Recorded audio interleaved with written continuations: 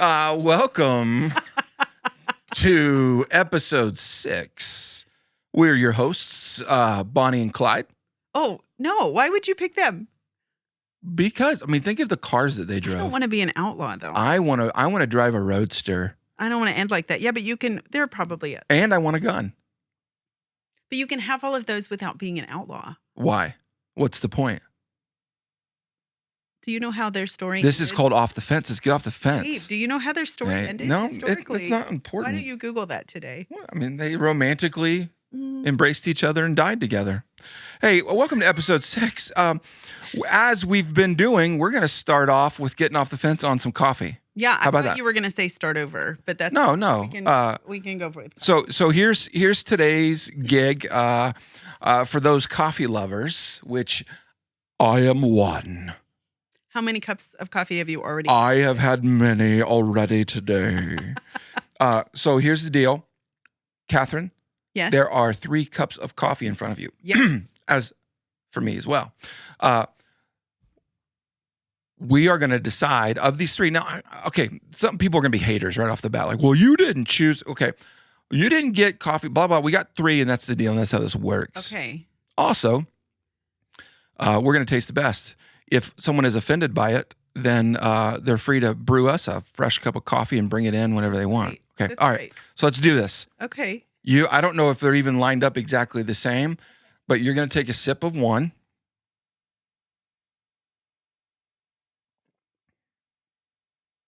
Oh, it's good.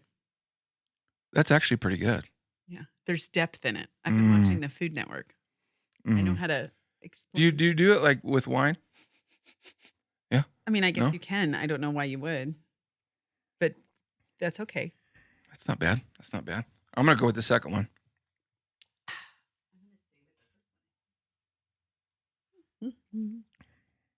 Oh, Ooh, I'm going to guess this is garbage. that's I know that might be offensive to some. Whatever this is, bitter. that is a definite. That was not a friend. That is a definite. Well, maybe not garbage. Garbage is too strong. I'm gonna retract garbage because I still will. They're all winners somehow because they're all open. So participation award. they're meeting some friends right where they are. Okay.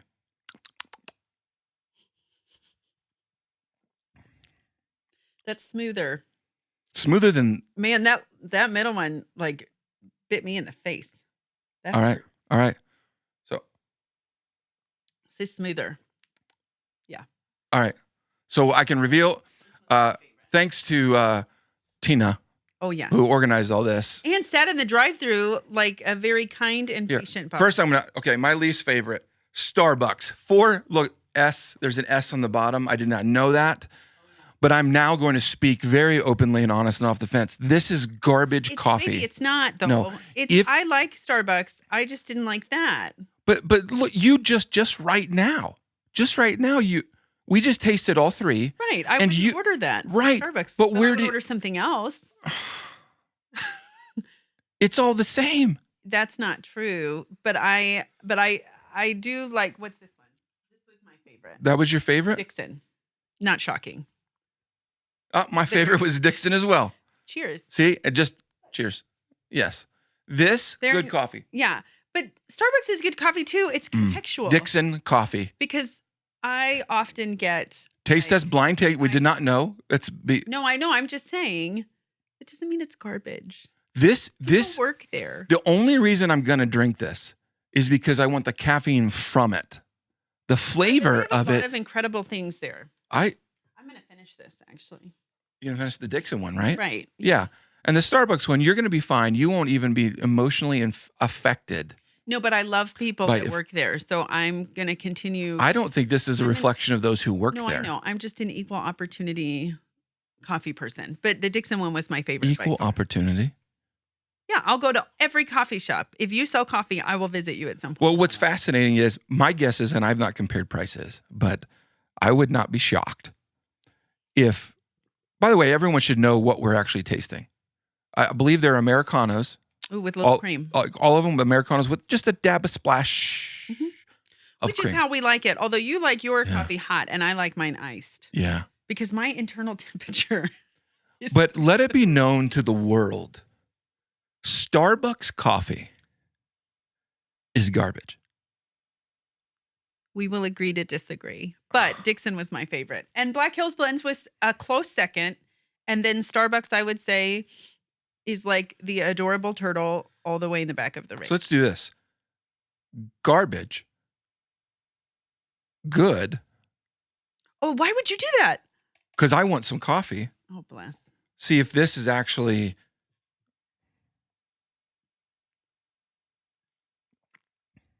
That made it a little bit better. Because that's what Jesus does to you. You bring Jesus into your life, you can redeem the mistakes of your life. You know that, right? I love you so much. I just want you to know that. This is good. So if you're on the fence about coffee, where to get coffee, where to go, and all that, by the way, there are other local places in town that we love. Fountain Springs Church gets coffee from Pure Bean, and there's Essence, and there's Dunn Brothers, and there's Scooters. I thought you said Hooters, and I was like, we don't have a Hooters, and I definitely don't think people go get coffee. Scooters. Hey. Well, I thought you said Hooters. Don't say it again. That has no relevance to what was on my mind at all. Okay, let's keep naming coffee places. So Black Hills Blends, when we do a 4-mile loop around our neighborhood, and halfway through the loop is a Black Hills Blends. We love that place. So what about what's the new place? Remember that Coyote Coffee. I haven't been there yet. I have. It was really good. Okay. Nice ambiance. Who are the other coffee shops? Well, I go to Pure Bean and Essence a lot. Yeah. Starbucks Alex Johnson. You lost me at that's where you lost me. Yeah, I'm sure there are more. I don't know why I'm not All right. Well, off the fence. Miner's Cup in Custer is really good. All right. Anybody wants Stop to try. going to Starbucks. And I think what we all know, if we're willing to be honest, but it depends if a person is willing to be honest. The local coffee companies are always going to be the better coffee companies. Agreed. Starbucks is always going to be garbage. Ironic. We didn't test McDonald's either. Topic that we're going to talk about. I would say McDonald's coffee, when we first got married, and there was a whole week where all of the lights in the town that we lived in were out because the transformers, there was an ice storm. At the end of that week, do you remember where we went for coffee? Babe, all I remember is being with you, looking in your eyes. We went to Burger King the morning that everything turned back on. It was a Saturday morning. I'll never forget, because it was a Monday night that the lights went out, and Saturday morning the lights came back on. And the first place we went was to Burger King, and we got their coffee. And I nearly had a seizure because it was so much caffeine, and we hadn't had coffee for a full week. I'll never forget that. Well, are you going to drink that coffee, by the way? I just want to if you don't, let's not waste it. If it's Starbucks, you can have that. No, I'm going to. If we need to kill some weeds, I bet that kills weeds. Babe, I'm going to focus on this coffee. If you would like to have it, you may. Otherwise, I'll drink it later. All right. Well, I'm glad that, because sometimes things don't pan out in life as like truth doesn't always get made known. Yes. I believe that this blind taste testing has revealed the truth of what's really going on in our world, and what's wrong with it. One of the things that's wrong with it is that the line at Starbucks is too long, and the line at Dixon is too short. Boom. Solved. Right? Anyways, so guess who our guest is today? Who? You. Ironically, we're speaking about neighboring, David. I am a loving neighbor by telling my neighbors where to get coffee and where not to. I'll give you that. Anyways, so today what we want to talk about, I think is what culture is actually talking about, but in the wrong ways and all jacked up, and we've all got our own opinions. So we wanted to sift through this. Want to talk about topic neighboring. Yes. Somewhat literally. Yes. But also a bit maybe metaphorically or a way of like, okay, not just literally next door, but we do want to include next door. Sure. But what is the idea look like of this idea? I want to care about people. Yes. I want to be a good neighbor. Yes. I want to talk about what that looks like. Actually, I want to ask you questions because I think you are brilliant at this. You're so kind. You are one of the best neighboring people that I know.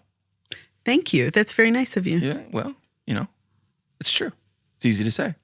So I want to interview you, sweetie. Okay. So let's start talking about this. So when I say neighboring, be a good neighbor, because you're good at it. I'm curious, what immediately goes into your brain right now when being a good neighbor? Boom! Tell me what's first on your mind. Just say it. Jesus. Okay. Because I go immediately to the passage in Scripture in Matthew where somebody says, "What are we supposed to do?"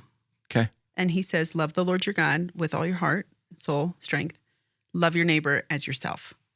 So because as I grew up, I just remember that was the first time I think I even remember using that word neighbor. I grew up in the country, dirt road, closest neighbor, is about a quarter mile down the road. And then their driveway is another quarter mile. So neighbor was different. It just meant something different to me because everybody in that area was my neighbor because we didn't have somebody right next door. And so but I remember distinctly Jesus's words being really one of the first times that I remember considering even neighbor, because again, it just meant something different to me. My context was different than maybe yours living in town, having somebody right next door. So when I say neighboring, you're plugging it into like a dual approach though. Mm-hmm. Okay. For sure. I love it. Yeah. So, where are we getting it wrong? I feel like we should go there. Like, where are we on the fence about this? Like, so if someone would say, I love people, I love people. Yeah. Where are we saying that we love people, but we aren't really loving people? It's a really good question because I think that one of the things that I know, I was looking up some stats because part of my job is to help connect people with who Jesus is so that they can go show him to people locally and globally. And that starts with our neighbors. It has to. So understanding the stats of where we are, I always like to start. And when you say neighbors, I'm hearing, because I know you're saying literally. I'm saying understanding who our neighbors are. So the first time I was telling you this morning, because it's fascinating to me, in Leviticus, we read, love your neighbor. Leviticus 19:18. Boom. Look it up. 19:18. So when Jesus is actually circling back when he's talking in Matthew, love your neighbor as yourself, they would have contextualized that as my neighbor, fellow Israelites, but also people who are living here who are not from here. If you really want to nerd out, the Good Samaritan, Jesus expands that to literally anyone you encounter as your neighbor. But I do think it has to start with where you are, because I know a lot of times we've talked about how we as believers, we want to go all over the world and love people, but we may not even know our neighbor's name. We're talking about winning our region for Christ and winning the world for Christ, but we don't even know who lives next door. In fact, 1 in 6 people report that they don't even know a neighbor's name. Like A neighbor's name, not all of them. I know our neighbors' names. You do? I do. You do. And so that's good for someone who's a borderline introvert. I'm just pointing that out. Borderline. I'm technically, we learned in counseling. Yes. I'm extroverted. You're an extroverted introvert or an introvert extrovert. Yeah. I think all of us. I don't fit all the titles and the classifications and the boxes. They have to make new ones for you. But I think one of the most important things, and I have said this, if you know me, this is a conversation that we've probably had where I say, no matter what you're doing, you've got to pay attention to who's around you and be intentional about paying attention who's around you. And I firmly believe, and this is just a conviction that the Lord has given me, but I think that we all have this same charge, is to be mindful of who's around you. It's not just picking up after your dogs and cleaning your grass clippings and not having trash all over your yard or your apartment or whatever. It's some of those tangible, practical things, but it's bigger than that. It's being intentional. It's creating space for conversations and letting people know that you see them and you also want to be seen. It's stirring those relationships. It's far more than just, not having your music up too loud. I think of it in terms of a hill. Like, I grew up playing King of the Hill. Did you guys ever do that? I do not know what that is. Oh, well, let me tell you. So, especially during snowstorms, but we also would do it if we found a dirt pile, like at a softball field or something. Okay. Basically, someone tries to get to the top of the hill, and then that person tries to keep everyone off the top of the hill while everyone else is trying to remove that person from the top of the hill. Never played that. Oh, it's brutal. It's awesome. I never would have played that game. Well, what I actually think that emotionally, we're all doing that, especially not just as kids, but as adults. And we you call it take your hill. You know, you can be like, be king of your hill, be queen of your hill. But my mind goes to, it becomes a self-absorbed approach to life because then everything is about your hill. Even to the point of, we might be nice occasionally and support people occasionally, but it's almost in essence to beautify our own hill. Sure. Or to build our own resume, to make us look like we're not near as mean as what we actually look like the rest of the year kind of stuff. But so tell me about this, because I think this is one of the quandaries. At least we live up north. So I'm going to be a good neighbor. I'm going to love people. I know I'm supposed to. Most people that I know do not refuse the idea that we should be loving to other people. I think where we get on the fence, though, with it is when it feels like we're enabling bad behavior, or we are doing it either where it doesn't.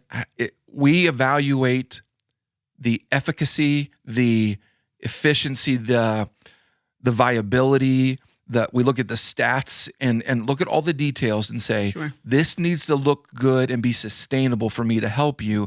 Meanwhile, Jesus is telling us stories of, there was a guy that got robbed and a bunch of people passed by, and then you got this dude who doesn't pass by, puts him up in a hotel for as long as he needs to be in the hotel, which you could say, well, why was he on path? He shouldn't have been on the path. People get robbed on that path all the time. We don't know his history. We don't know his story. Right. We don't know so where he was. I would love to know your thoughts, because you love people well, and you drive this for us as a family, as a church, as a community.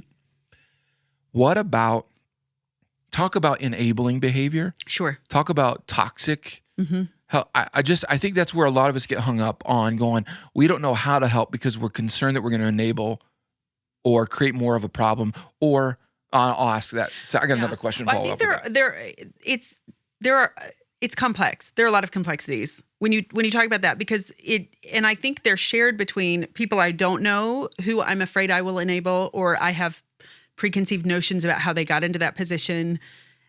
But also neighbor next door, because it takes initiative. All of it takes initiative. And we often don't like to be the ones who go first.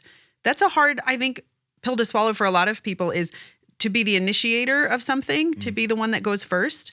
That's why I believe that Jesus so clearly articulates that the first thing that we have to do, the first, is to love the Lord with everything we have. Because the more that we are connecting ourselves to the Lord, anchoring ourselves in Him, one, the less we worry about going first and initiating and having to do it first.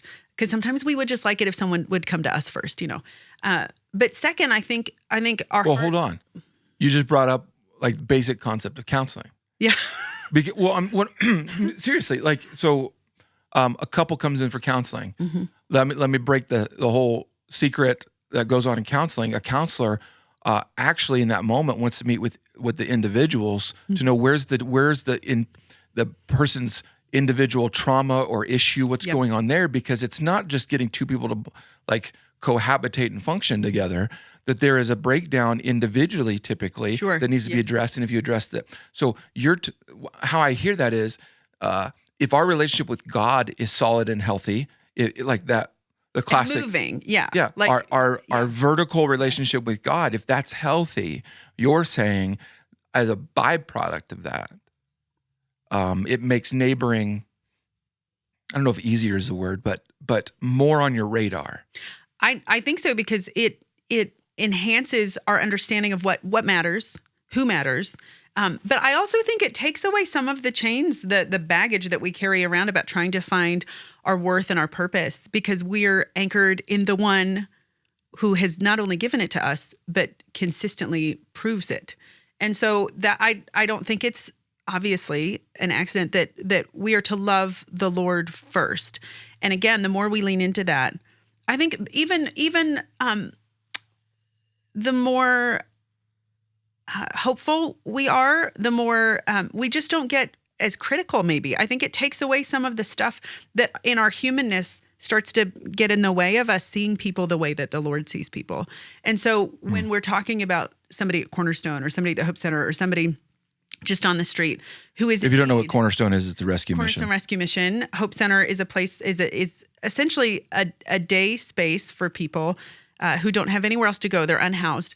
But it's so much more than that. But these places that are meeting people where they're at, I think when we aren't connected to the Lord and remembering who He is and who we are and who everyone else is because of Him, we can get really critical and then start putting, well, I'll help them when they ... or I would help them except they got themselves into this, that kind of stuff. It just really helps, and that's why not just reading "Love Your Neighbor as Yourself," because that's a whole other thing. I don't think we consistently understand how to even really love ourselves and take care of ourselves again, which is why Jesus says, love the Lord your God and then love your neighbor. It's ordered on purpose. It is. It is. And that our ability to care for others is directly linked to our connection to God. Absolutely. The historical proof, Yeah. whether I have friends who don't love church. Actually, that's being very nice. They hate church. And some of the questions I've been asked is like Christians have jacked up the whole world. Church has jacked up the whole world. And that's actually historically not accurate. Right. We know that the evidence of the first hospitals, the first rescue missions, the first even educational, like substantial institutions, the discovery and support of where how to get water and food to people who don't have it is typically, not always, is typically led by someone or a group of people who are doing it in the name of God, whether they're doing it perfectly or not. So we know the evidence tells us, literally history tells us, that when people are connected, not perfectly, but they're connected to God, it does something to their very soul. So what that should tell us is this, that if we have no desire to help other people, even if it's a week where we just feel so self-absorbed, that the off the fence part of that is, even in talking about loving your neighbor, and someone might be listening, watching, going, I'm just not in the mood. I don't want to. I don't like. They're loud, or coming up with all that. Well, I'm not going to, or it's not worth it, or it's just about enabling behavior. It's just about blah blah blah. Then step one to get off that fence is, so look at you and God and invest in getting to know God more, because He would tell you step one is not actually loving other people. Step one is loving Him. Then becomes a byproduct. So sorry, I interrupted you. No, it's just leaning into Him. But I think too, because there are the tangible things of food and shelter, clothing. There's that kind of stuff that we as believers have a responsibility and opportunity. It's a privilege to be able to do that. There's also how we see people, how we handle other drivers, how we speak to our cashiers and the people at Starbucks when we're there in our coffee. I'm nice to them at Starbucks. No, I don't go to Starbucks. I mean, I drive you through Starbucks. It's all of it, from providing basic food and shelter needs without getting into the weeds of why they're there, or just the way we speak to. I was at the post office the other day, and people are unkind, and the staff at the post office, they're some of my best friends because I really love to go to the post office. You know this about me. I do. I like to mail things. Yeah. I think getting mail is magical and wonderful. But the way we talk to people, it's all connected in the sense that it all requires relationship. So clothing and sheltering and helping unhoused people find shelter requires relationship. You can't just go make it happen and then leave. Being a good neighbor requires relationship. It requires knowing and being known, making time to do it. And you can't do that for everybody, but it is an outlook. It's a perspective. And I think that's the work of the Lord, changing our heart to know, one, that we can't do everything. We know all of our neighbors. We don't hang out with them all of the time, but we make sure that they know we're here and we care about them. So when there is a need, or even if we're having something and like dinner and we've got extra food, well, whatever. I think it's just the developing of the relationship. It's not like this click and we're all best friends. It's just a change in your outlook and the way you see people, the way you make time for people. See, but I think that's what you're bringing up. I think you're bringing up the tension is Sure. That loving our neighbor is supposed to, we're like, it doesn't just stop there. I'm just saying in our minds, Yeah. we have a tendency to walk out, love your neighbor, but we're connecting things to it, going, well, I love them, and so that means that we should have a good relationship. Right. Or love my neighbor, Right. and that means that they should get out of their destitute rock bottom moment. They should get a job. They should have enough money to buy a coat. They should know where to get food. They should get off the drugs. They should, and if I love you, then you should. If I love you, then you should. Or if I love you, we should. And I think that's the tension to where there's a motivation behind there that I think a good doctor would say, we need to deal with the motivation of why you are loving your neighbor. Because why we're loving them, I think, keeps us from loving them sometimes. Yeah. I am so results oriented. I know you know that. So I battle where if I see someone who has a need, my mind begins to process, well, if I meet your need, then are you going to stop needing? And so I begin to go through the quandary of am I enabling a laziness? Sure. And I just thinking about it now, I begin to literally drive it on, am I doing this so that? Sure. How do you get out of that? Again, I think it starts with the posture that I see when I talk about it, like the visual I get is like walking around the world with your hands out instead of going like this. Yeah. Because I think it's just a mind shift of one, I don't learn our neighbors' names. I don't learn the names of friends I meet at Fork Reel Cafe or Cornerstone or the Hope Center. I don't befriend them and learn their names because I have this clipboard of things that I want to see out of their lives. It's because they're a person and I'm a person. And the Bible tells me to see them and love them. And that doesn't mean that I will be able to provide for every need. It's so much more to do with our heart and our outlook personally as an individual. I would say anyone that follows Jesus, it would matter. I would always say, figure out who your neighbors are and just let them know that you see them. And that, I think that's some of the most important thing is we want to be seen, we want to be known, and we are designed to see and know others. It doesn't have to be, I'm going to fix all of your problems and I'm going to make sure that you do it in a healthy way. It's just meeting people right where they are and letting them know they're here. And that's, I think, the quandary that we have when we talk about any kind of mobilizing of efforts to have people be sheltered and housed and clothed and all of those things and fed. We want this quick fix of, we don't want to see you in pain. We don't want to see you struggle, but it's a long road. All of it is.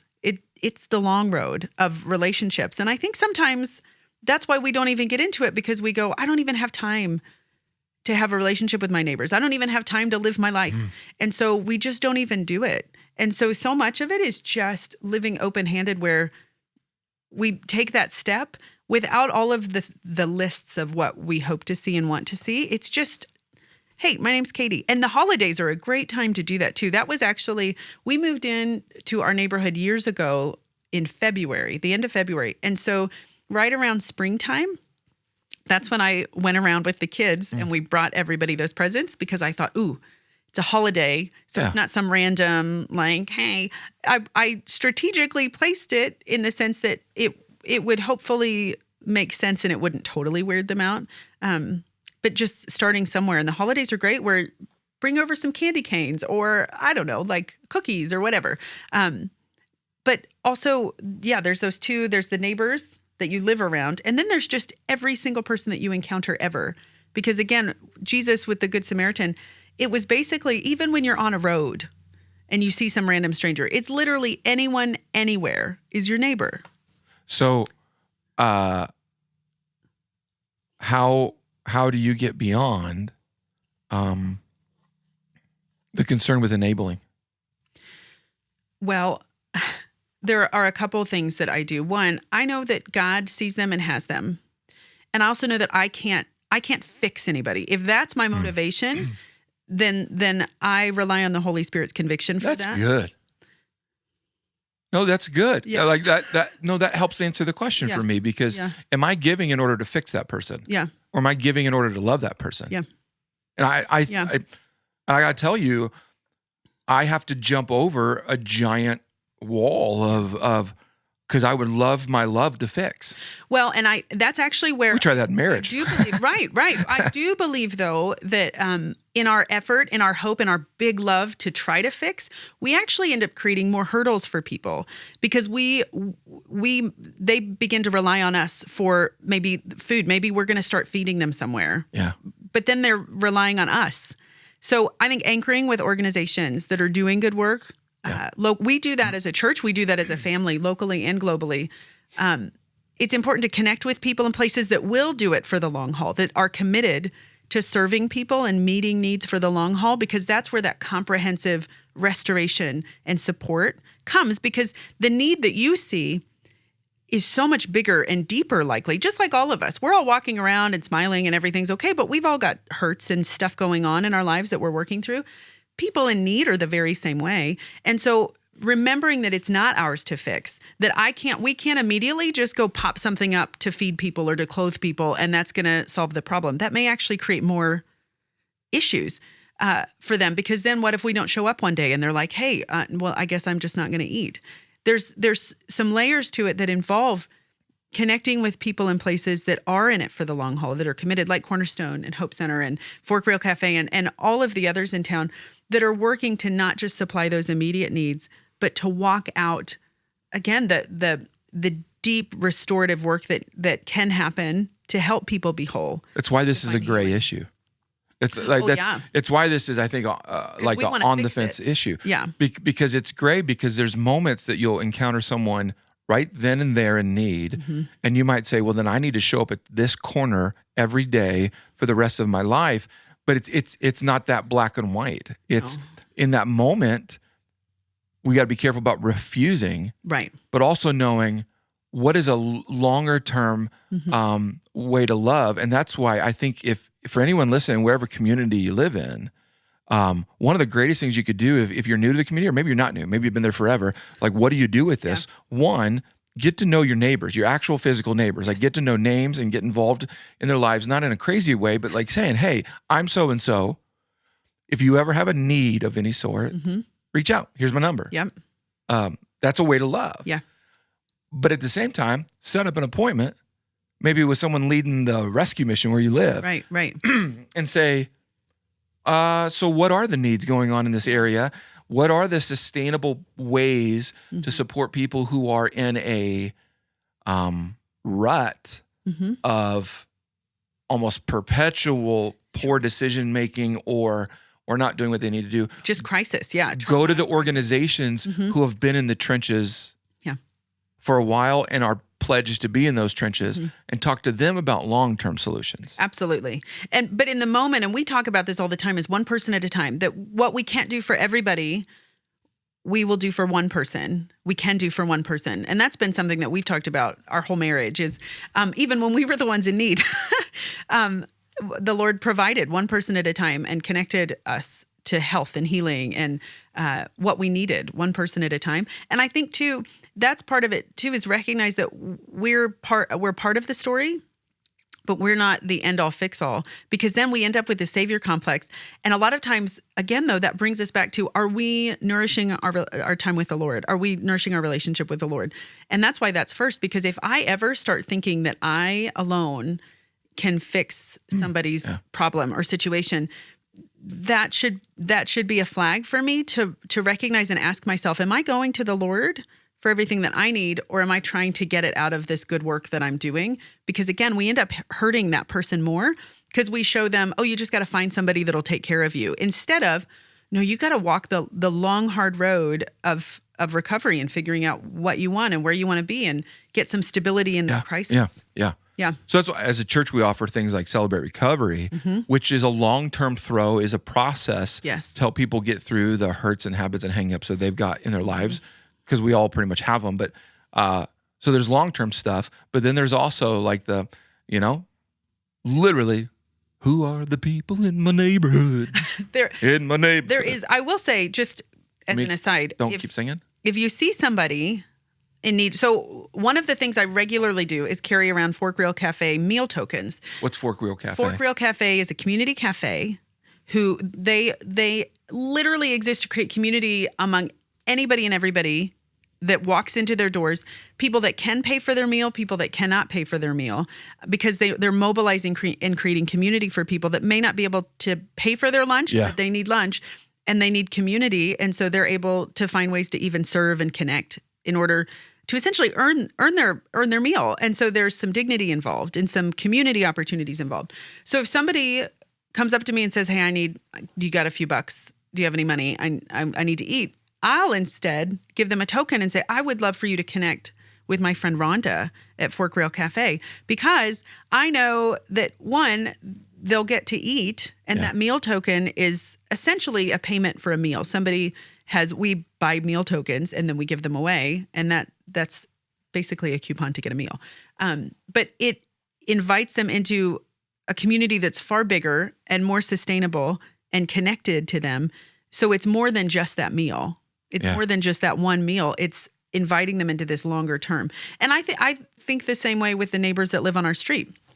That we had one that just recently moved away, and she just texted me. We're still connected because it's the long road. It's not just this, hey, I won't turn my music up too loud and I won't have trash in the yard. It's so much more. It's, I'm here for you. I see you. You matter. And like loving people well is more than just being courteous. Yes. Gotcha.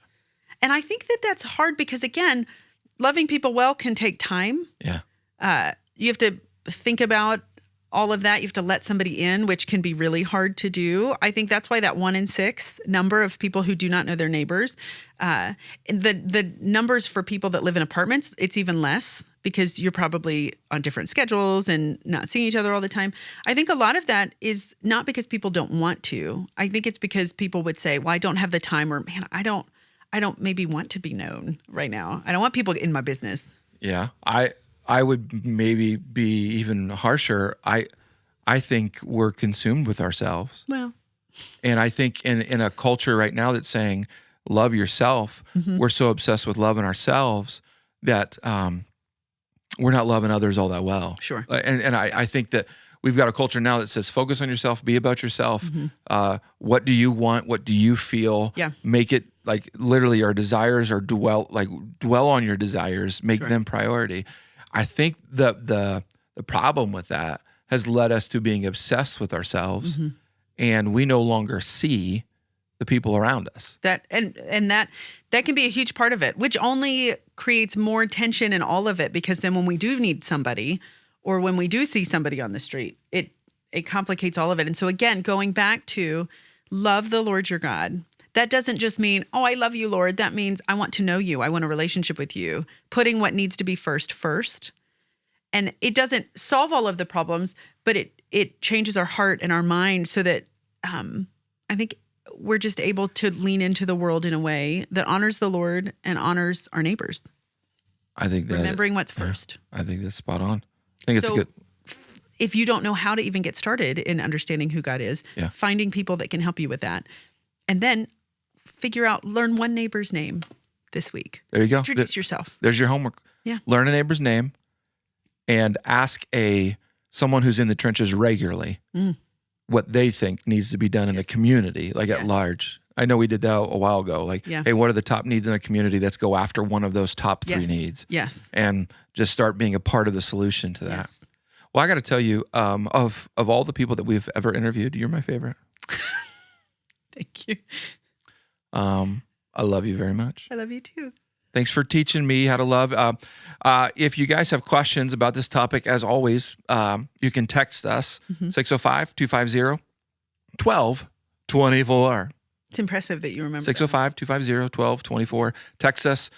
There will be a little bit of a spam filter there that you have to go through, but that's just to keep the crazies at bay.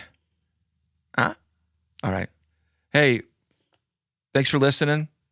We love you very much. Bye, friends.